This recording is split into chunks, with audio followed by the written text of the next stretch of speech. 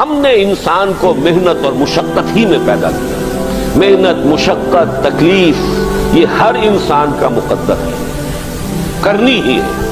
فرق صرف یہ ہوتا ہے کہ کسی کی مشقت اور محنت جسمانی زیادہ ہے، اینٹیں ڈھو رہا ہے غریب، کشتی چلا رہا ہے.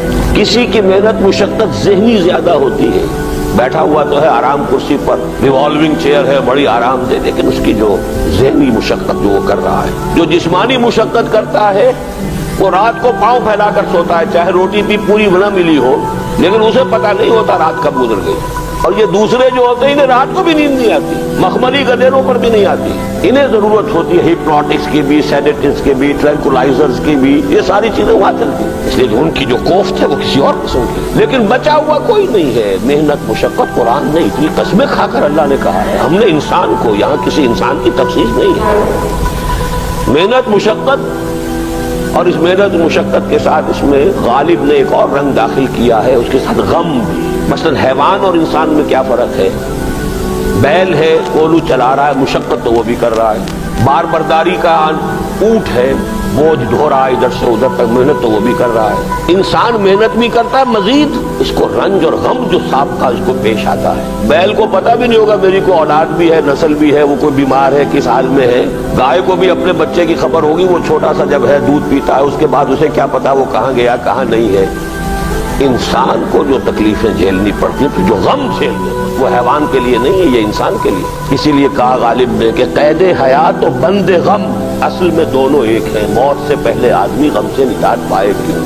تو یہ مشقت اور غم دونوں کو شامل کر لیجئے. انسان کا معاملہ حیوان سے بدتر ہے اس پہلو سے. کبھی کسی بیل کو، اونٹ کو وہ صدمہ نہیں ہوا ہوگا کہ بیٹا نے سینے تان کر کہا ابا جان آپ چھوڑیے، آپ کیا باتیں کرتے ہیں، آپ کیا دوسری باتیں کرتے ہیں. اب زمانے کا رنگ بدل گیا. وہ جو بوڑھے باپ کو جو اس وقت صدمہ پہنچتا ہے، یہی ہے وہ جس پر میں نے اپنی جوانی کھپائی ہے، جس میں میں نے اپنے آپ کو انویسٹ کیا ہے. آج یہ میرے سامنے کھڑا ہو کر کیا کہہ رہا ہے. اور یہ تو میں نے بڑی ہلکی مثال دی ہے. گالیاں دینے والے بھی ہیں، ماں باپ کو قتل کرنے والے بھی ہیں. مرتا نہیں ہے بڈھا کہ یہ مرے تو مجھے یہ ساری جائیداد ملے اور مجھے آزادی حاصل ہو. اے انسان، تجھے مشقت پر مشقت جھیلتے ہوئے، محنت پر محنت کرتے ہوئے ہی آگے بڑھنا ہے، اور پھر اپنے رب کے حضور میں پیش ہونا ہے. یہ اور مصیبت ہے. کسی اونٹ اور کسی بیل سے محاسبہ نہیں ہے وہاں. اس روز کہے گا کافر کاش میں مٹی ہوتا، انسان بنا ہی نہ ہوتا، جسے آج ہم بہت بڑا شرف سمجھ رہے ہیں، شرف انسانیت. کاش کہ میں مٹی، یہ انسان کی حیثیت مجھے دی ہی نہ جاتی کہ میں آج یہاں کھڑا ہوں جواب دے کے. حضور نے فرمایا کل نفس یغدو فبائع نفسہ فموتقها وموبقها. ہر انسان جب صبح آنکھ کھلتی ہے، رات کے سونے تک وہ اپنے آپ کو بیچتا ہے.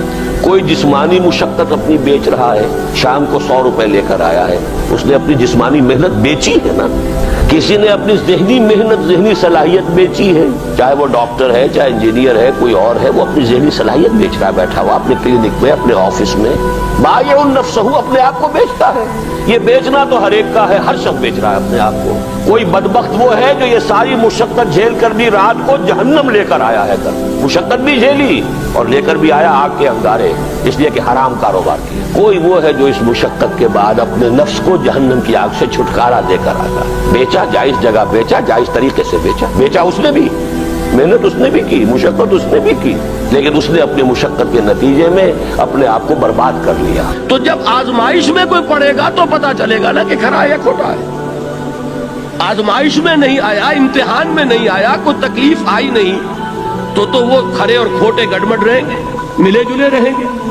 دودھ کا دودھ اور پانی کا پانی جدا نہیں ہوگا. کیا لوگوں نے یہ سمجھا تھا کہ وہ چھوٹ جائیں گے صرف یہ کہنے پر کہ ہم ایمان لے آئے اور انہیں آزمایا نہ جائے گا؟ ہم نے تو آزمایا ہے ان سب کو جو ان سے پہلے آئے. تو یہ تو یوں سمجھیے کہ اس راستے کا ایک مستقل معاملہ ہے. جو آئے سوچ سمجھ کر آئے کہ یہ شہادت گاہ الفت میں قدم رکھنا ہے. لوگ آسان سمجھتے ہیں مسلمان ہونا. جس نے کہا آمنت باللہ، ہم نے آزما لیا. سچ مچ کا یہ ہم پر ایمان کا دعوے دار ہے یا جھوٹ موٹ کا دعویٰ کر رہا ہے؟ یہ سچ مچ کا عاشق ہے یا جھوٹ موٹ کا عاشق ہے؟ ظاہر بات ہے کہ امتحان نہ ہو، آزمائش نہ ہو تو کیسے ان کے مابین تمیز ہوگی. کہہ تو دیا سب نے آمنت باللہ. اب ذرا تھوڑی دیر کے لیے ہم بھی اپنے گریبانوں میں جھانکے. ہم بھی کہتے ہیں نا اللہ کا ہمارا ایمان ہے اللہ پر، آخرت پر، رسول کا عشق کا بھی دعویٰ ہے، اور جب نعتیں ہم سنتے ہیں تو بڑے جھومتے ہیں، لیکن یہ کہ واقعتاً آدمی جھانکے اپنے قلب کی گہرائیوں میں کہ یہ ہم کتنے کچھ سچے ہیں اپنے اس دعویٰ ایمان۔ جہاں کوئی معاملہ آیا، اگر ہم اس دین کے اس حکم پر عمل کرتے ہیں تو اتنا نقصان ہوتا ہے، اس حکم کو پیچھے ڈال دیں تو اتنا نفع ہوتا ہے۔ سچ بتائیے کہ ہم میں سے اکثریت کا فیصلہ کس بات کی طرف جائے گا؟ دین کا حکم پس پشت، دنیاوی مفاد وہ مقدم۔